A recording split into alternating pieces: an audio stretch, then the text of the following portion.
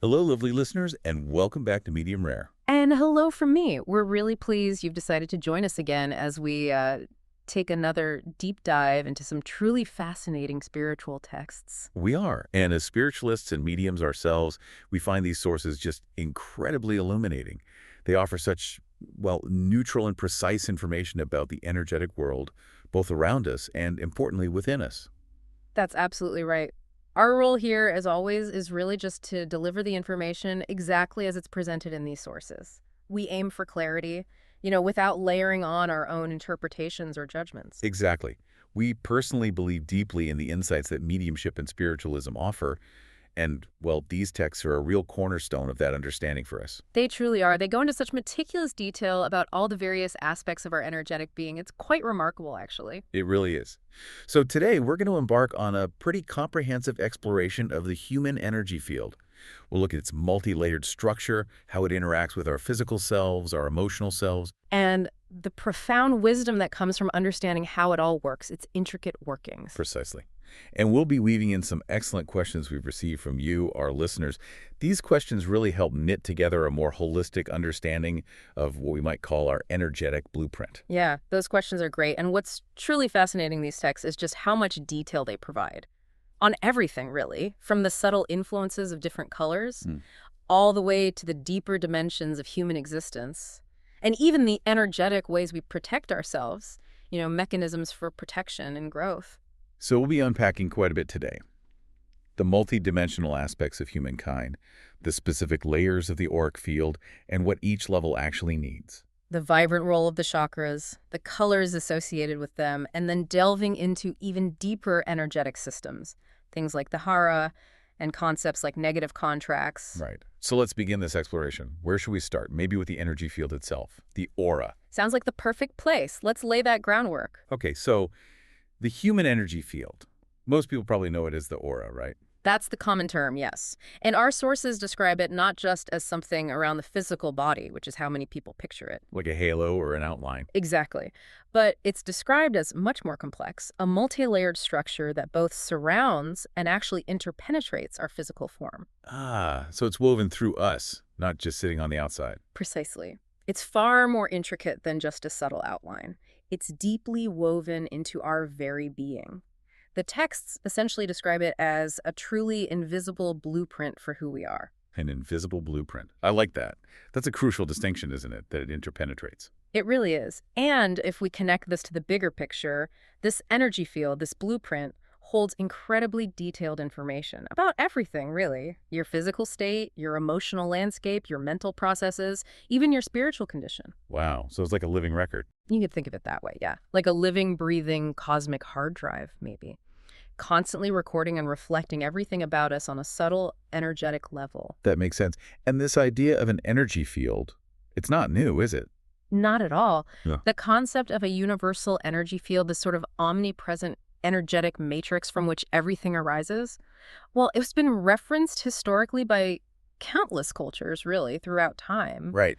And modern observers, particularly in the 20th century, continued to study and describe this phenomenon. So it validates its enduring presence in spiritual understanding. It's not just an ancient idea. Okay. And the sources use an analogy to help understand how this energy manifests. Something about a hologram. Yes, it's a wonderful analogy, actually, very accessible. They talk about making a hologram of an apple and then projecting a hologram of an apple. Okay. So imagine the process, creating that detailed, three-dimensional, luminous image of an apple. The energy is right there, holding all the precise information, the apple's shape, its color, its very essence, Yeah. And then that stored energy can be projected outwards to create a visible manifestation, a hologram. Ah, I see. So it illustrates how our own inner energy, our blueprint, can manifest outwardly. Yeah. Influencing our reality. Exactly. It influences and reflects our reality in the physical world. It's a complex, dynamic system. It actually encompasses what the sources refer to as the 4 dimensions of humankind, which we can definitely delve into a bit later on. Okay. But it all really begins with understanding this foundational energy field, the aura. Right. So focusing on that blueprint, the aura itself, you said it's multi-layered. How many layers are we talking about according to these texts? The sources are incredibly precise here. They explicitly title a section 2 to 4, the 7 levels of the auric field. 7 levels, okay. Yes. So to answer directly for you listeners, there are 7 distinct but interconnected levels of the auric field that make up this energetic map. And each level has a specific function and specific needs. Precisely. Each one serves a unique function and, importantly, correlates directly with specific needs in our day-to-day lived experience and, ultimately, our personal growth.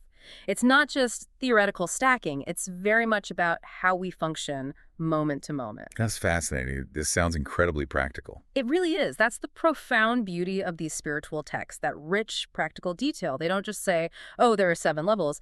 They meticulously outline your needs on each level of the auric field, Oh, giving us this comprehensive map of what each of these energetic layers requires for its own optimal functioning and, well, expansion. It's far from abstract theory. It's really about fostering holistic well-being in a very tangible way. okay. Let's walk through them then. What do the sources tell us about the needs for each of these 7 levels? It sounds like they really highlight how connected our energy is to our actual experiences. They absolutely do. Let's start at the foundation, the first level of the auric field. This one is fundamentally tied to our most basic connection to the physical world, its needs. They revolve around simple physical comfort, pleasure, and health. So feeling good in your body, basically. Exactly. The sources emphasize that on this foundational level, we need to have many wonderful physical sensations. Think about the pure joy of feeling grounded, nourished, physically content. Like the warmth of the sun or a good meal. Precisely. Or the simple pleasure of movement, physical vitality. When the needs of this level are met, there's a real sense of foundational security and well-being. It anchors us. Okay, makes sense. What about the second level? Moving to the second level, the focus shifts significantly inward. It's specifically about self-acceptance and self-love. The emotional level. You could say that, yes. Yeah. The core need here is described as relating to oneself in a loving, positive way.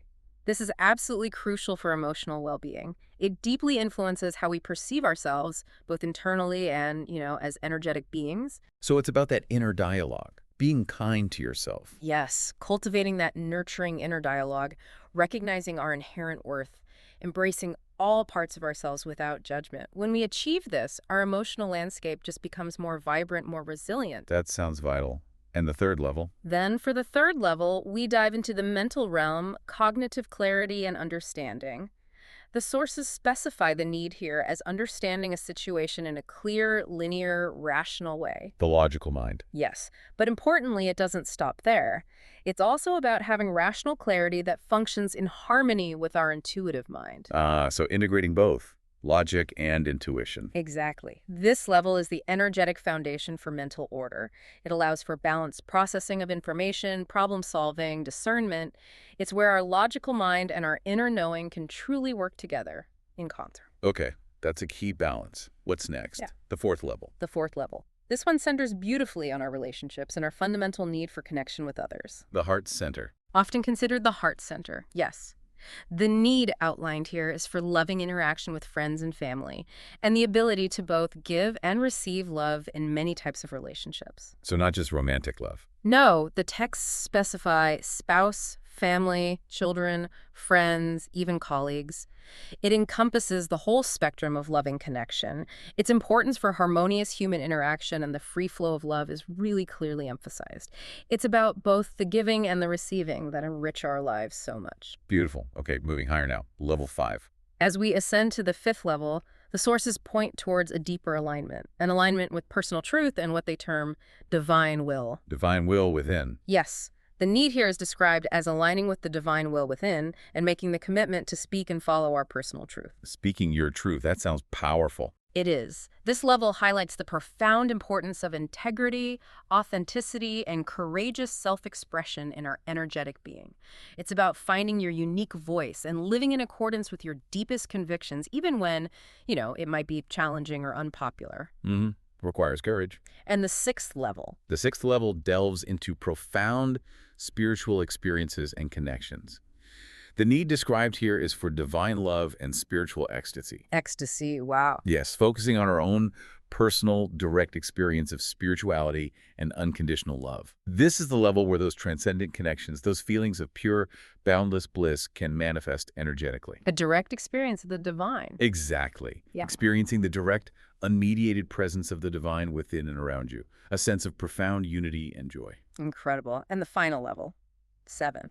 And finally, the 7th level. This is about universal connection and understanding. It's described as the highest energetic expression of our being. You could associate it with that area, yes. The sources state the need here is to be connected to the divine mind and to understand the greater universal patterns. Seeing the bigger picture. Exactly. On this highest level, we need to experience serenity and, this is beautifully put, our perfection within our imperfections. Accepting the flaws, too. Seeing the bigger picture, finding deep peace amidst life's complexities, and truly accepting the totality of existence, including our own unique place within that grand tapestry of the universe. It's where profound wisdom and equanimity reside. That's a lot to take in for each level. So these aren't just abstract ideas. They directly link to our experiences, our growth. Absolutely. They directly correlate with our lived experience, our personal growth, and indeed our spiritual evolution. And furthermore, the sources also link these levels particularly through the concept of chakras, which sit within the aura, to specific colors and body areas. This just reinforces the intricate energetic interplay between these subtle levels and our actual physical existence. Okay, so chakras are the next piece of the puzzle then, within the aura. Exactly. Building on that, chakras are absolutely key components within the auric field itself. Right. Not separate from it. Not separate, no. The sources describe them as spinning vortices of energy, like shimmering, vibrant wheels of light. Wheels of light, okay. Located at specific points along the spine and up into the head. You can think of them as vital energy gateways. Gateways for what? For energy flow. They constantly channel universal life force energy, sometimes called prana or chi, into and out of the auric field.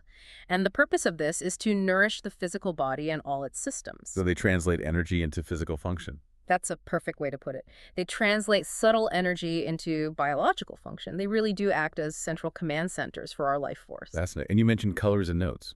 Yes, the sources are incredibly detailed on this. They connect each of the 7 main chakras to specific colors, specific musical notes, and also the specific body areas they primarily nourish. Where does this information come from in the texts? This comprehensive information comes directly from sections with titles like chakra colors on the 2nd level of the auric field, and the body areas they nourish, and also chakra tones. It gives us a really practical, energetic map. Okay, let's go through them then. As detailed in the text, it sounds like each one is quite important for our well-being. Absolutely. Each one is truly a universe unto itself, with profound implications. Let's start at the base, with chakra 1, often known as the root chakra. Okay, the root. Its color is red, a vibrant, deep red.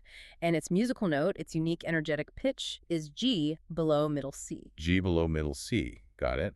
And what does it nourish? This chakra powerfully nourishes the lower part of the body. Think the base of the spine, the legs, feet, and also the adrenals, the tailbone area. And the effects of red energy. Profoundly grounding and protective. The texts say red energy increases your connection to the earth. It gives immense strength to basic life force urges. Like survival instincts. Exactly. Particularly the will to live and thrive in the physical world. It actively charges, protects, and shields your energetic field. And it's deeply beneficial for all the organs in that first chakra area. It truly anchors your being. So it's really foundational. Absolutely foundational. The key insight here is that engaging with red energy isn't just about survival.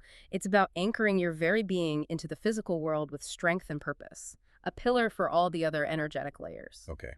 Moving up to chakra 2. Then we move to chakra 2, often called the sacral chakra. This chakra is associated with the color orange. Orange. And the note? The musical note is D. D. And it nourishes. It primarily nourishes the lower pelvis area, the womb, genitals, kidneys, bladder, the sex organs, and importantly, the immune system is explicitly mentioned here. Ah, the immune system connection is interesting. It is. Orange energy is said to actively charge your sexual energy, enhance the immune system, and it's beneficial for all organs in its region. The sources also tell us it increases ambition. So creativity, emotions, Drive.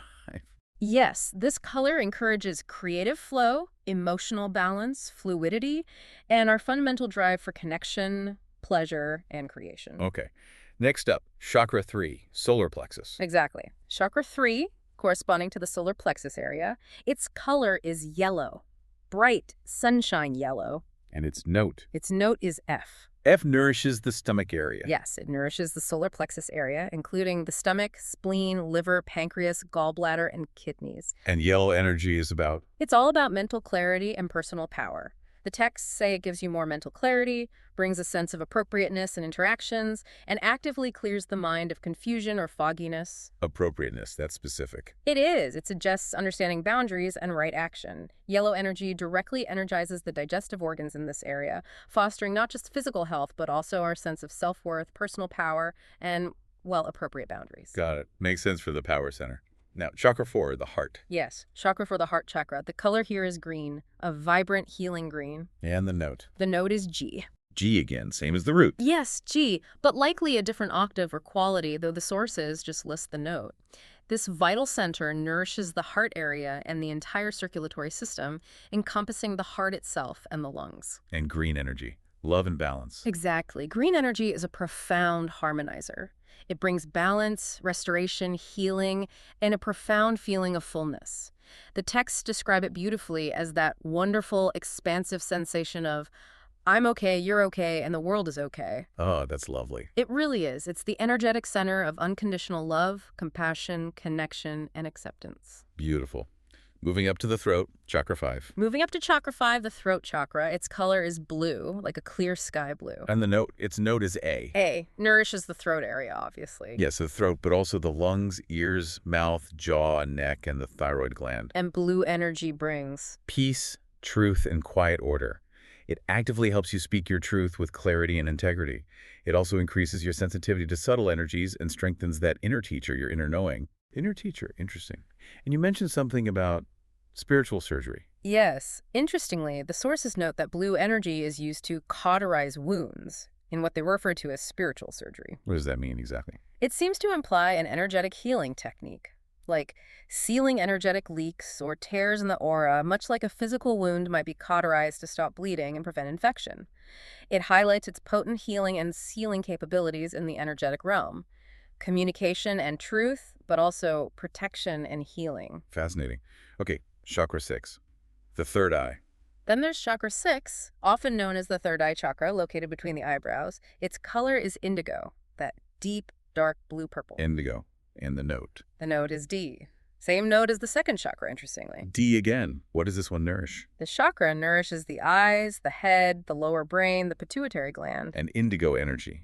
Intuition. Exactly. It profoundly opens spiritual perception. It brings the feeling of ecstasy, that word comes up again, and it helps you connect to the deeper mystery of spiritual life.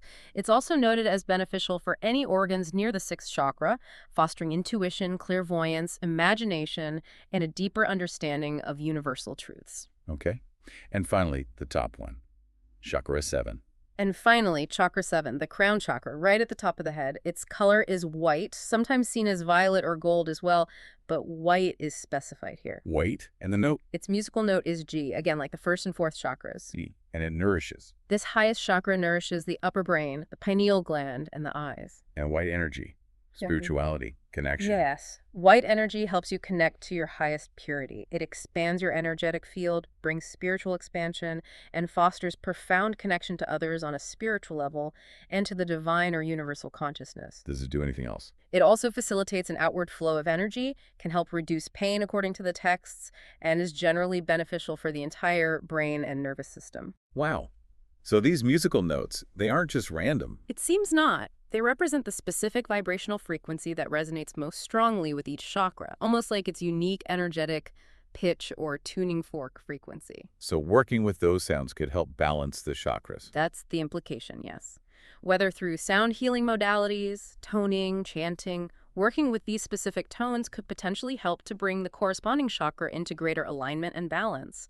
It reinforces that beautiful, comprehensive mapping the texts provide, linking energy, color, sound, and physical well-being. #tag3, the general effects of colors in the energy field. Okay, so we've talked about the specific colors linked to each chakra. But you mentioned earlier that colors themselves have broader effects on our energy field, right? Beyond just their main chakra association. That's absolutely right. Now that we've explored those specific chakra links, let's unpack another fascinating aspect of our energetic blueprint. The spiritual texts clarify that colors themselves, independent of, or perhaps in addition to their direct chakra links, carry specific frequencies and intentions, and these profoundly influence our energetic well-being. Like a whole language of light. Exactly, a language of light subtly guiding and affecting our inner and outer states. It's really quite nuanced. So the sources have a separate section on this. They do. To truly grasp the significance here, the sources provide a detailed section titled General Effect of Colors. And honestly, it's a treasure trove of information about how various hues interact with our energetic system. Beyond the main 7 chakra colors. All right, yes. It goes into shades and tones beyond the primary 7. It really demonstrates just how subtle and far-reaching these energetic influences can be, offering really nuanced ways to understand and even consciously work with our energy fields using color. Okay, this sounds fascinating. Let's go through this broader spectrum then, as presented in the sources. What other colors do they detail? All right, let's look at the broader palette. First, they mention maroon. Maroon. Maroon is described as a powerful color that brings passion and will together. Passion and will, so focused desire. Exactly. It's about aligning that fervent emotion with determined, focused action, helping you manifest your desires with both heart and resolve. A very action-oriented color. Okay, what else? Then we have rose. Not quite red, not quite pink. Rose, like the flower. Precisely. Rose brings a strong, active love for others. It quite literally helps you to love more expansively, more actively. Active love, interesting.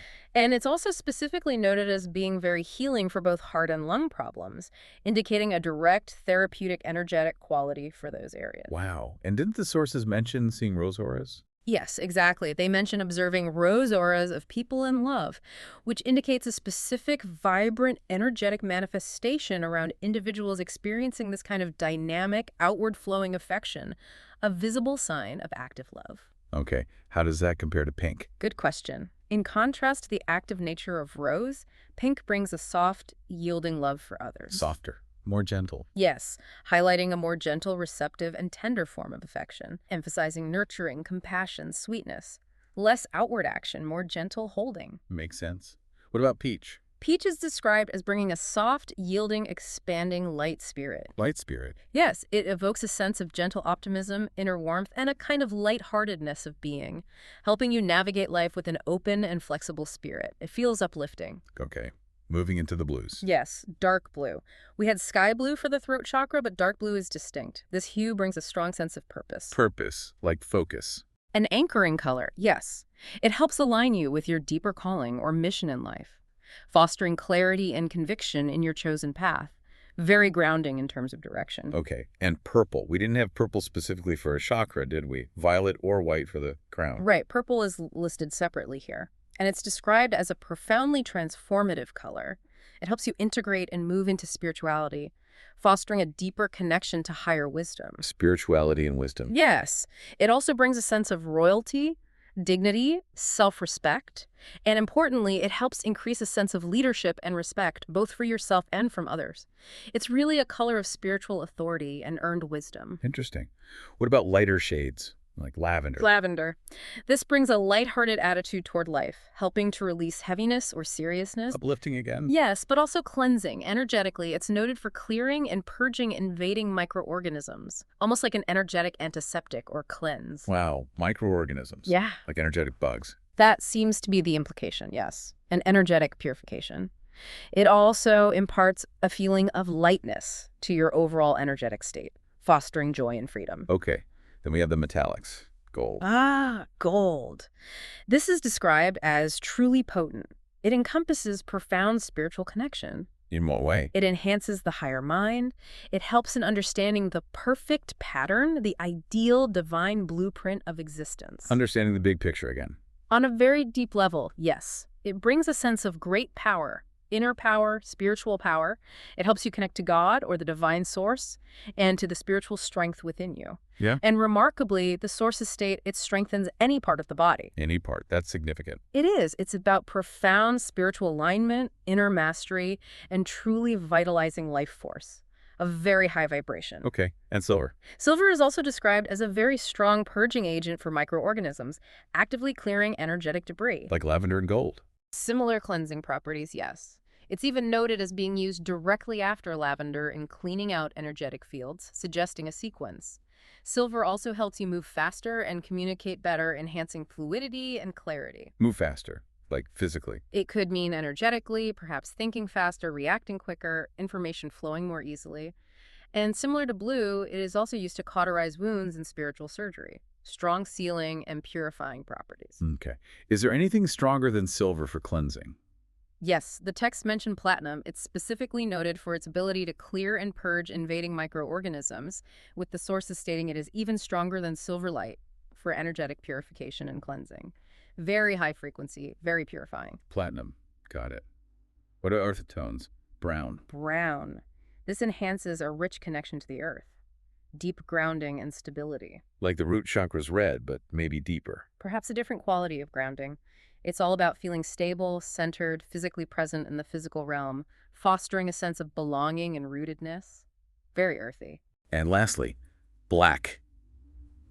That often has negative connotations. It often does, but in these texts, black is described quite profoundly, actually. Not negatively. Oh, so? It helps you draw within and stay centered. It brings complete peace and profound stillness. Peace and stillness. Yeah. Interesting. And it says, if used well, it will help you enter into deep internal creative forces. It connects you to the very voice and source of teeming, unmanifest life waiting to be born into manifestation. Wow, the creative void. That's a good way to think about it, yes. Yeah. The potential before form. It also brings you into grace, is noted as good to help deal with death and major life transitions, and even to heal bones. Heel bones, that's specific. It is. So black here is presented as a truly profound and multifaceted color within the energetic spectrum, representing deep potential, stillness, grounding, and the source of creation itself. Not absence, but potential. Hashtag 50s. Yeah. Deeper energetic dimensions of humankind. Okay, wow. That's an amazing spectrum of colors and their influences. So we explored the aura, its 7 layers, the chakras within it, and the general effects of colors. You mentioned earlier, though, that there are even deeper energetic structures, contributing to 4 dimensions of humankind. Yes, exactly. Now that we've explored the aura and its detailed layers, here's where, as you said, it gets really interesting. Beyond the aura, our spiritual texts describe these even deeper energetic structures. They contribute to what the sources meticulously call the 4 dimensions of humankind. 4 dimensions. So beyond the physical and the auric. Precisely. It's like peeling back the layers of an onion, as the saying goes. Moving from the outer skin, the physical, through the aura, to reveal the very core of our being, revealing increasingly subtle and profound aspects of our existence. Okay, so what are these 4 dimensions? How do they build on each other? Well, to truly grasp the significance here, these dimensions represent progressively subtle levels of human existence. We move from our tangible physical form to more profound, energetic, and spiritual aspects. Understanding these really helps us comprehend the full scope and depth of our energetic blueprint. It offers a truly holistic view of human nature. Right. Let's outline them then, as they're presented in these illuminating sources. Yeah. What's the first dimension? Okay, the first dimension is the physical body.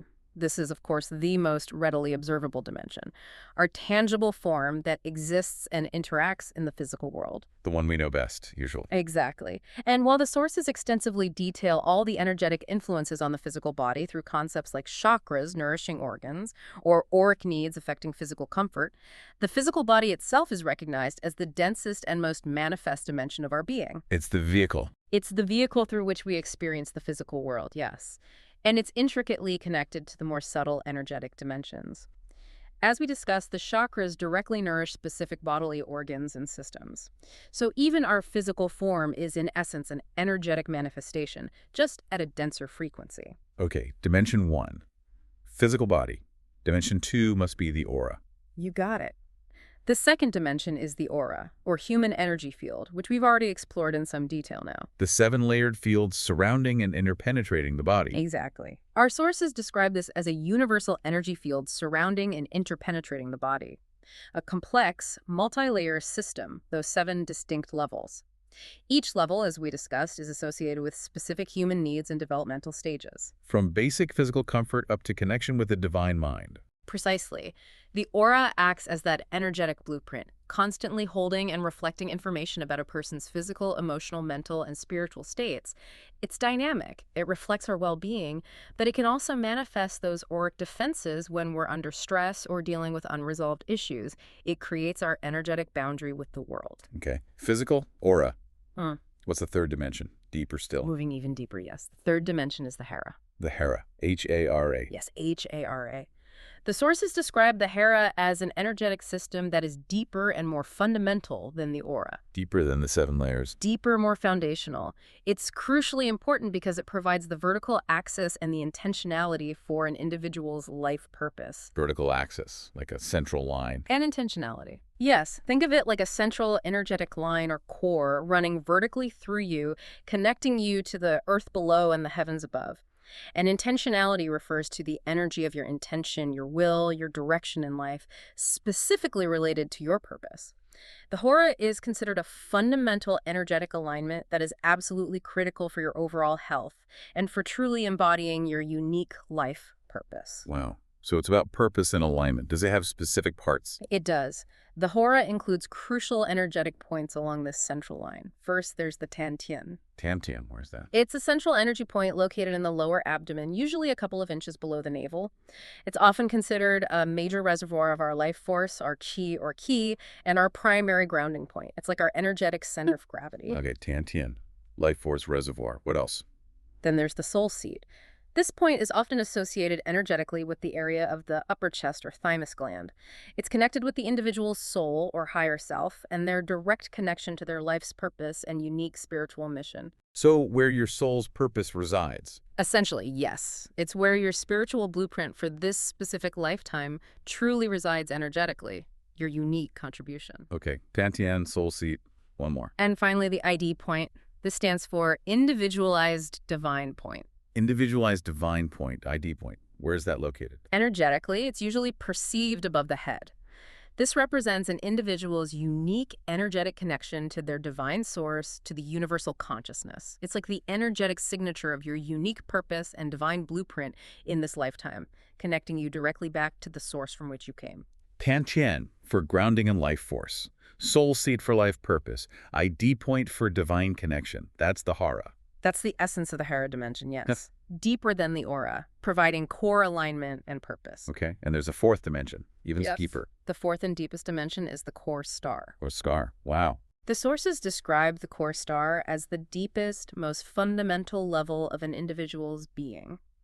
It represents their essential divine nature, their spark of divinity, and their intrinsic connection to universal consciousness itself. Deeper than the Hara. Even more subtle and foundational than the Hara, yes. It's the very essence. While the provided excerpts don't delve into the specifics of, say, identifying imbalances within the core stars extensively as they do for the aura or Hara, Right. its inclusion as a distinct fourth dimension speaks volumes. The profound wisdom here seems to be that our most essential self, our divine nature, isn't just a philosophical concept or something to strive for. It is an energetic reality at our very core. So spiritual growth might be about aligning with that innate perfection. That's a beautiful way to put it. Aligning with this innate perfection that's already there, rather than just striving for external validation or fleeting achievements. And interestingly, the sources even mention the core star level of a group of people. A group core star. It implies that this foundational divine essence can be shared or experienced collectively, suggesting a shared or collective energetic foundation for communities, families, or larger groups, a connection at the deepest level. Physical body, aura, Hara, core star. Yeah. The 4 dimensions. Amazing. Now, you mentioned a listener asked about consciousness. Where does that fit in? Right. A quick note on that. While the question, what dimension of humankind connects to our consciousness, was indeed posed by a listener, the provided sources explicitly state that the detailed descriptive text for this specific connection is not included in the excerpts we have available to us for this discussion. Ah, okay. So the texts don't specify exactly where consciousness lives within these dimensions. Not in the sections we're drawing from today, no. So we're simply delivering the information as it's presented in these specific texts without adding our own interpretations or filling in gaps, hashtag v Hara distortions and alignment. Okay, understood. So let's go back to the Hara then, that third dimension, the axis for life purpose. What does this all mean for us practically? When this fundamental energetic alignment, the Hara, is, well, out of whack, What happens then? What do the sources say about a Hera that isn't flowing optimally or maybe has blockages? That's a crucial question, and yes, the texts do address this. A hard distortion refers precisely to an imbalance or some kind of issue within this vital energetic system. Okay, Hera distortion. And the sources actually specify several distinct types of distortions that can occur within the Hera. They paint a pretty clear and detailed picture of potential energetic misalignments that can really impact your life purpose, your grounding, and your overall well-being. What kinds of distortions? Well, first, they mention a distortion in the Tantien. In that lower belly point, Yeah. the life force reservoir. Exactly. As we mentioned, the Tantien is that central energy point, our energetic anchor. So a distortion here refers to an energetic imbalance or blockage right in that vital Hera point. What would that feel like? Such distortions can indicate foundational issues with your core stability, your grounding. You might feel ungrounded, disconnected from your body, lacking vital energy, or have trouble manifesting things in the physical world. The sources even include illustrations comparing a healthy Tantien to a distorted one, making its energetic state quite visually clear. Okay, so issues with the Tantien affect grounding and vitality. What else? Next, the texts describe a shrouded soul seat. Shrouded, like covered up. Yes, the soul seat, as we discussed, is associated with our soul, our higher self, our life purpose, located in the upper chest area. A shrouded soul seat is a distortion where this point is energetically obscured, veiled, or perhaps overly protected. Why would that happen? The text suggests this often happens as a result of past trauma, deep-seated fear, or perhaps a belief that it's not safe to fully embody one's purpose. And the effect. It implies a difficulty in accessing or fully embodying your deeper purpose. You might feel disconnected from your soul's mission, uncertain about your path, or find it hard to step fully into your spiritual truth and express it. Like your connection to purpose is muffled. Makes sense. Okay, Tantien distortion, shrouded soul seat. What's next? Then there's a blocked ID point. The point above the head, connecting to the divine source. That's the one. The ID point represents our unique connection to our divine source and purpose, our individual divine blueprint. A blocked ID point means this specific connection or energetic point is somehow obstructed or not flowing freely. And the impact of that. This could potentially limit your access to your individual divine guidance, your intuition, your higher inspiration, and the energy of your divine intention. It might lead to feelings of confusion about your path, a sense of being cut off from that higher wisdom, or difficulty aligning your actions with a greater sense of purpose. Like the signal isn't getting through clearly. That's a good analogy, yes. And finally, the sources mention a distortion in the Hara line itself. The actual vertical line connecting these points. Yes, the central energetic channel that anchors an individual to their life's purpose and divine will, providing that crucial vertical alignment. A distortion in the Hara line indicates an issue with this fundamental energetic channel itself. Maybe it's weak, bent, broken, or misaligned. And that would affect everything. It would directly impact your grounding, your stability, and your consistent alignment with your life's path. It could manifest as a persistent feeling of being unmoored, off-center, consistently off-track, or unable to maintain focus and direction in life. Like your core alignment is fundamentally shaky. Okay. Those sound like significant issues. Can they be fixed? Does it talk about alignment? Yes, absolutely. And this is the really hopeful part. The sources don't just identify these distortions, they also mention specific techniques and stances for addressing Hara alignment. So there are ways to work with it. Yes, it implies that these energetic imbalances can be identified and actively worked with, often through specific energy healing practices, to restore balance, strength, and flow to the Hara system. What kind of techniques? These techniques often involve precise body postures and subtle hand placements, sometimes used in energy healing sessions. They're designed to consciously re-anchor, realign, and strengthen the Hara line and its key points. Can you give some examples? Sure, these aren't just arbitrary poses, they're described as precise energetic adjustments. Examples mentioned include the Hara stance, which sounds like a foundational posture for overall energetic alignment and centering yourself. Okay, a basic stance. Then there are various hand positions mentioned, like fingertips into Tantien, which seems designed to directly engage that core reservoir of life force to restore grounding and vitality. Directly stimulating the point. Seems like it. Another technique mentioned is triangle down. Then there are more specific applications involving both hands, such as right fingertips into Tantien, left hand over Tantien, fingers down. Okay, quite specific hand placements. Very specific. Another is right fingertips into soul seat, left hand over Tantian, fingers down, which sounds like it aims to clear blockages or shrouding around the soul's purpose while grounding through the Tantian. Working on 2 points at once. Exactly.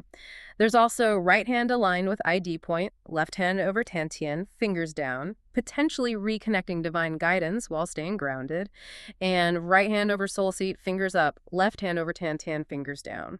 The specific finger directions likely have energetic significance too. Wow.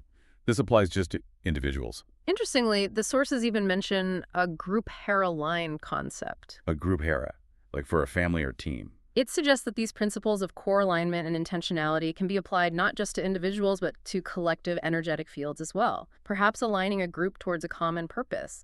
It indicates the broad applicability of these principles to communities or shared endeavors. So these texts offer really practical, actionable methods for energetic self-correction and alignment at this deep level. That's exactly right. It's not just diagnostic, it's also prescriptive, offering tangible ways to restore energetic integrity. Okay, that's incredibly hopeful, knowing that even deep distortions can potentially be addressed. Now let's shift focus slightly. Back towards the aura, that second dimension. You mentioned earlier that the aura can also manifest defenses. Let's talk about that. How do we instinctively protect our energy? Right. Let's turn our attention to that.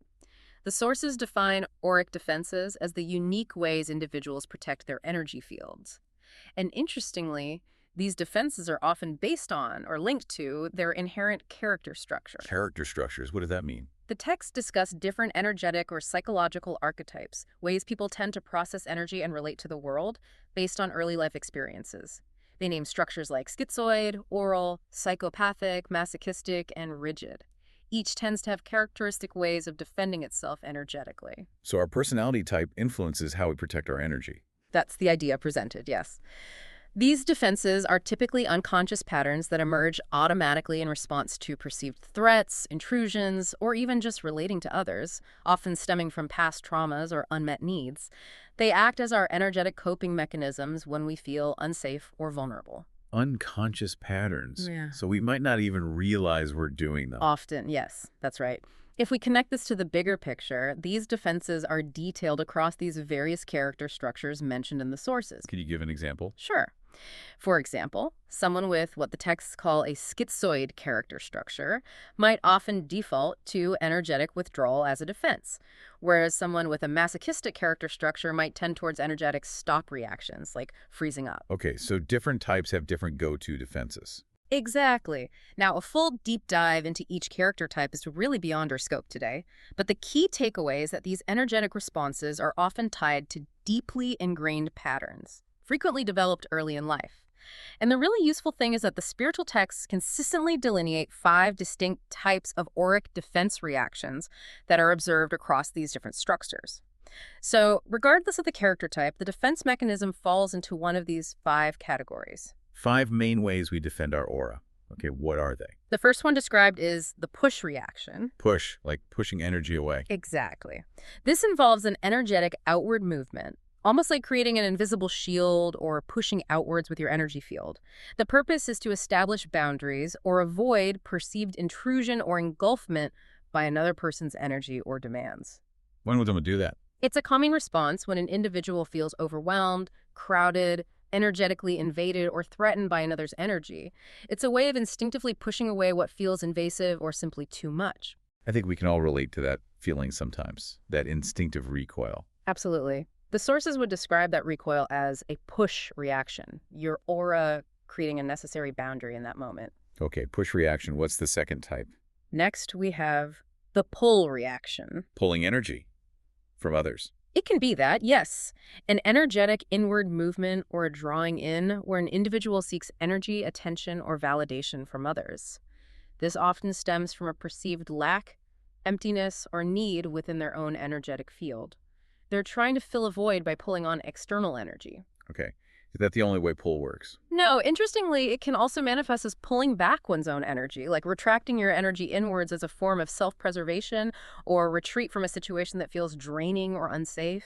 A way to conserve your inner resources by pulling them close. No, pulling energy in from others or pulling your own energy back in. Got it. What's the third defense? Then there's the stop reaction. Up, like freezing. Exactly. This refers to an energetic freeze or a complete blocking of energy flow within your own system. It's described as a cessation of movement, a kind of energetic paralysis. Why would the energy just stop? It occurs when an individual instinctively tries to avoid feeling or experiencing something undesirable, maybe intense emotion, pain, or overwhelming energetic input from outside. It's a way of shutting down internally to avoid feeling the pain or overwhelm. An energetic freeze response. Okay, push, pull, stop. What's number 4? The fourth is the allow or denial reaction. This one is described as a fascinating two-pronged response. Allow or denial. How does that work? On the one hand, it can involve passively allowing energetic intrusion to occur. Perhaps due to weak boundaries or a feeling of powerlessness, you just let the difficult energy in without resistance. Okay, passively allowing it. Or, on the other hand, it can manifest as actively denying the presence or reality of the difficult energy or interaction. Disavowing it, ignoring it, pretending it's not happening. So either letting it in passively or pretending it's not there at all.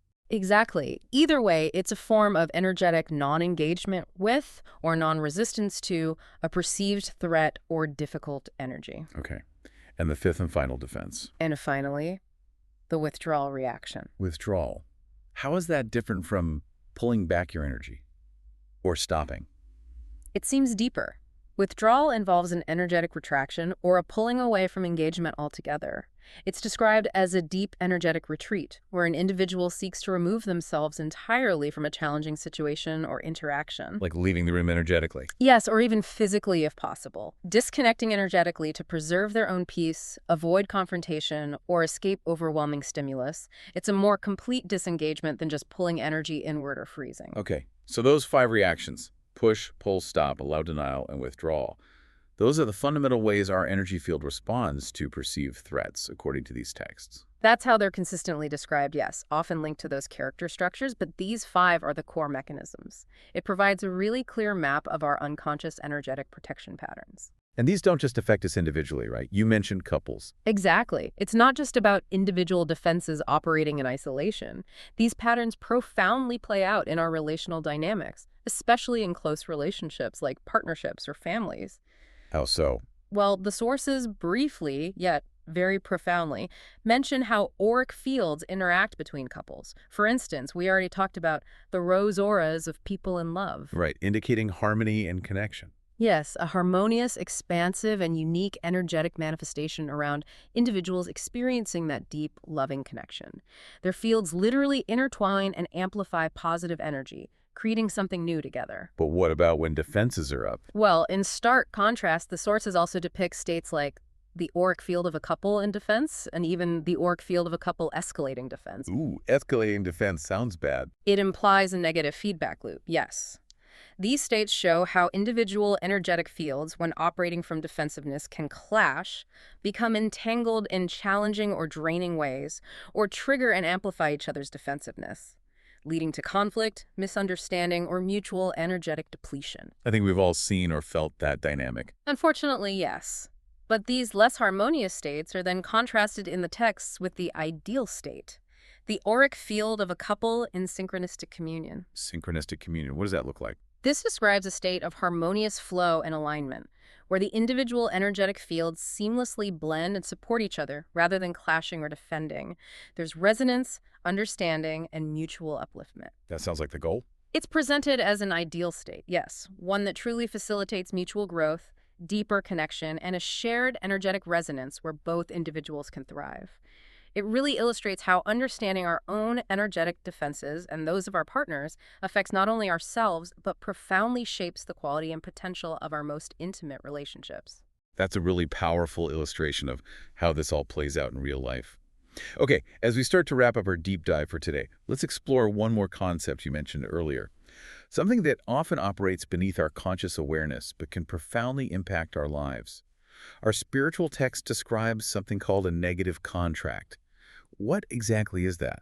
Yes, this is a really significant concept presented in the sources, a negative contract. Essentially, it's described as an unconscious or sometimes even a conscious agreement that an individual makes. An agreement with whom? Often it's an agreement made with oneself, or perhaps perceived as being made with life or the universe, usually formed in response to early life experiences, significant traumas, or core beliefs adopted along the way. And the effect is negative. Yes, that's why it's called a negative contract. It subtly but powerfully limits the individual's potential, restricts their energy flow, or leads them into persistent, self-defeating patterns and loops. Wow. So we can inadvertently bind ourselves energetically through these silent agreements. That sounds quite serious. It's a truly powerful concept because it highlights how much influence these hidden beliefs can have. A negative contract, as the texts define it, represents an unconscious agreement or a deeply ingrained energetic pattern that, despite whatever its potential initial protective intent might have been long ago. Like trying to stay safe. Exactly. Maybe a child decides, if I stay small and quiet, I'll be safe. And that becomes an unconscious contract, limiting their self-expression later in life. But ultimately, these contracts lead to detrimental outcomes. The sources even give a specific example mentioning Gary's negative contract to illustrate how these agreements can actually play out in a person's life, highlighting their concrete and often pervasive impact on everything from relationships and health to career success and overall happiness. Can you give another hypothetical example? Sure. Imagine someone forms an unconscious contract based on early criticism that says, I must always struggle and work incredibly hard to achieve even basic success. Or maybe, I am not worthy of true, easy love, I have to earn it. These kinds of underlying beliefs, operating as negative contracts, can subtly shape an entire life trajectory. Okay, I can see how that would work. So what's the point of understanding these? Just knowing we have them. No, not at all. The profound purpose of understanding negative contracts, as implied very clearly by the sources, is firstly to identify these often hidden, limiting energetic patterns that are impacting your life. But it doesn't stop there. There's a way to change them. Yes. Crucially, the sources don't just name these contracts and describe their effects, they also provide practical tools for actually working with them, offering a clear path towards liberation from their influence. Tools? Like what? That's right. They include specific charts for clarifying these contracts, which are described as invaluable tools for self-discovery. Charts. Like worksheets. Essentially, yes. These charts seem designed to help individuals consciously identify and understand the underlying agreements. What exactly is the contract? When and why was it formed? What are its specific energetic effects and practical consequences in your life right now? So bringing the unconscious into conscious awareness. Precisely. And the truly good news here is that the sources also meticulously outline the positive results that can arise from dissolving them. Dissolving the contracts, you can do that. That's the goal presented, yes. Yeah. Dissolving or resolving these negative contracts.